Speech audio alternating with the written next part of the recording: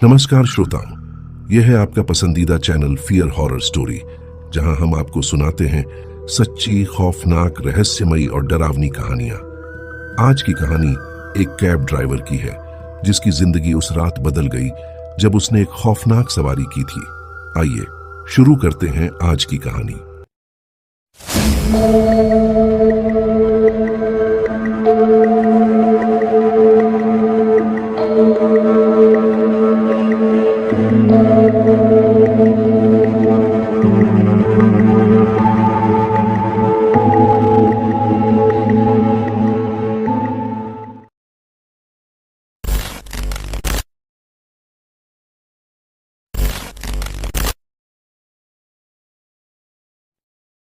पेशे से cab driver हूं।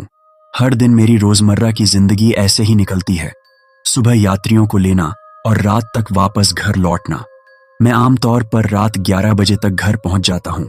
मेरी 8 साल की बेटी हमेशा मेरे घर लौटने का इंतजार करती है ताकि हम साथ में खाना खा सकें। लेकिन उस रात कुछ अजीब होने वाला था।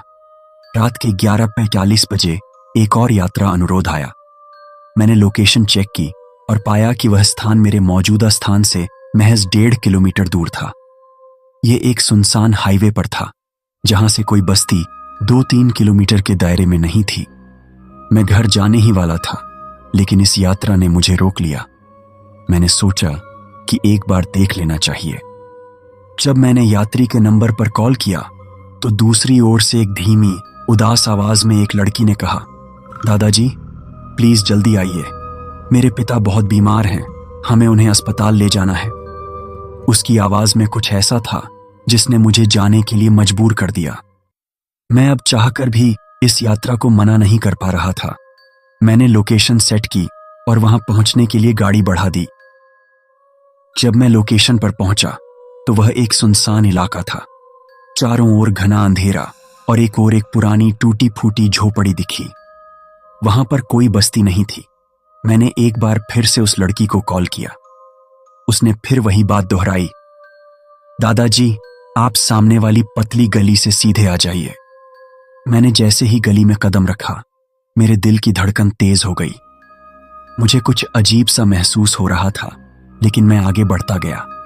झोपड़ी के अंदर जाने पर मैंने देखा कि वहां एक बूढ़ा व्यक्ति बिस्तर पर लेटा हुआ था और पास में वही लड़की बैठी थी जिसकी आवाज मैंने फोन पर सुनी थी। उसने मेरी ओर देखकर कहा, प्लीज मेरे पापा को उठाइए, हमें जल्दी अस्पताल पहुंचना है। मैंने बूढ़े व्यक्ति को उठाने की कोशिश की, लेकिन उसका शरीर बर्फ की तरह ठंडा था। मुझे अचानक ऐसा लगा कि कुछ बहुत अजीब हो रहा है। फिर भी मैं उसे गाड़ी तक ले आया और गाड़ी में लिटा दिया। गाड़ी चलाते समय मैंने लड़की से पूछा, तुम्हारे पापा का शरीर इतना ठंडा क्यों है? लड़की ने उदासी भरी आवाज में कहा, हमारा घर सुनसान इलाके में है, कोई मदद नहीं मिली, इसीलिए पापा की हालत इतनी खराब हो गई।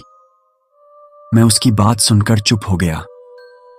जब हम हॉस्पिटल पहुंचे, मैंने लड़की से कहा कि वह बाहर आ जाए और मैं स्ट्रेचर का इंतजाम करूंगा। मैं वार्ड बॉय से मदद मांगने गया और स्ट्रेचर लेकर कार के पास लौटा।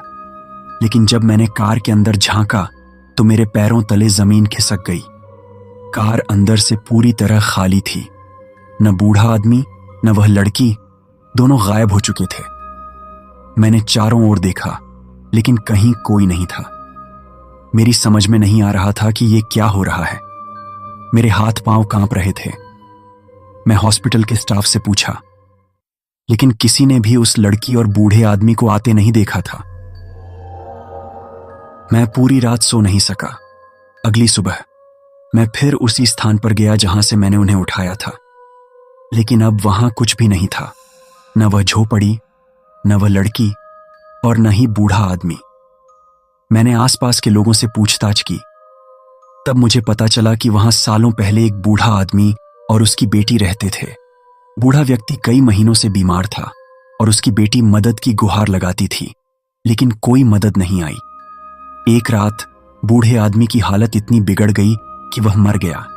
उसकी बेटी ने पिता के गम में खुद भी जहर खाकर आत्महत्या कर ली। लोगों का कहना था कि उस दिन से उस सुनसान हाईवे पर अक्सर उस लड़की की आत्मा मदद मांगते हुए दिखती है। इस घटना के बाद मैं उस इलाके से कभी नहीं गुजरा। आज भी जब मैं उस रात को याद करता हूं तो मेरे रोंगटे खड़े हो जाते हैं। वह रात मेरी जिंदगी की सबसे खौफनाक रात थी। दोस्तों, ये थी हमारी आज की सच्ची डरावनी कहानी। अगर आपको यह कहानी पसंद आई हो तो हमारे चैनल फियर हॉरर स्टोरी को लाइक और सब्सक्राइब करना न भूलें। अगली बार फिर मिलेंगे एक और खौफनाक और रहस्यमयी कहानी के साथ। धन्यवाद।